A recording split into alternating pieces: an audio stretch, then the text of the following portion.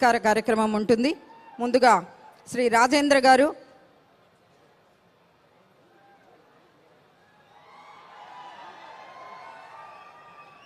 తమ విధి నిర్వహణలో ఎంతో అంకిత భావాన్ని కనపరుస్తూ ఈరోజు నగరి పట్టణం ఇంత పరిశుభ్రంగా ఉండడానికి అహర్నిశలు శ్రమిస్తున్నటువంటి గ్రీన్ అంబాసిడర్స్కి గౌరవ ముఖ్యమంత్రి వర్యుల చేతుల మీదుగా ఒక చిన్న సత్కారం వారికి జరుగుతోంది.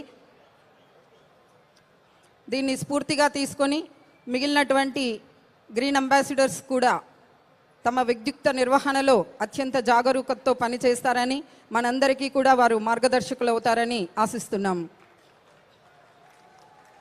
తర్వాత శ్రీమతి మురుగమ్మ గారు.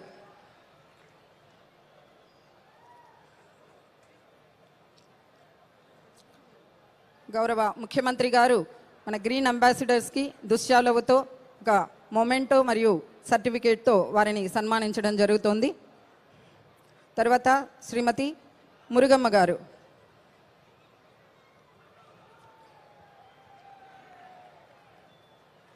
గట్టిగా చప్పట్లతో వారి యొక్క సేవను మనం గుర్తించాలి.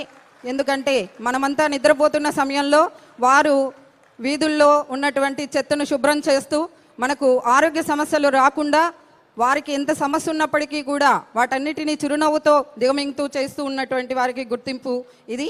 తర్వాత శ్రీమతి నారాయణమ్మ గారు. శ్రీమతి నారాయణమ్మ గారు.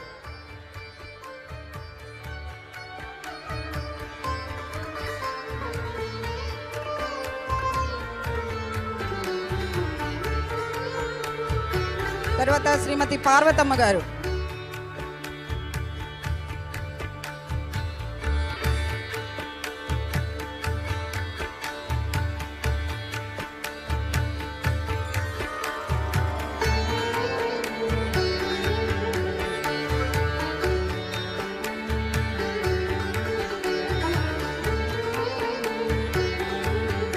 తర్వాత శ్రీ వి నాగరాజు గారు.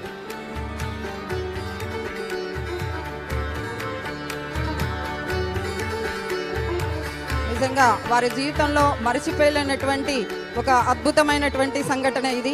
సాక్షాత్తు గౌరవ ముఖ్యమంత్రి గారి చేతుల మీదుగా సన్మానం అందుకోవడం అంటే మాటలు కాదు. వారు కష్టే ఫలి అంటారు.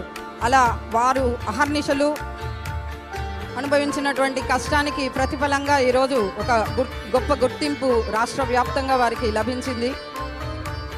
దీన్ని స్ఫూర్తిగా తీసుకొని మరింత ఉత్సాహంతో వారు పనిచేస్తారని భావిస్తున్నాము. అలాగే మనం కూడా వారికి మనవంతు సహాయాన్ని